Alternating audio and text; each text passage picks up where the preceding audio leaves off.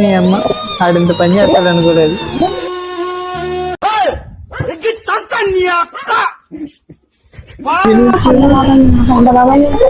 చెప్పండి రా. ఎక్కడా షాప్ దగ్గర సరే వస్తున్నాను నన్ను రా. అరే రే సారీ రా, రెడీ వచ్చే లోపు లేట్ అయిపోయింది. ఏంటన్నా అంత సైడ్ ఉన్నావండి? ఏమైందన్నయ్య చెప్పు. ఏం లేదురా. పర్లేదు చెప్పన్నయ్య.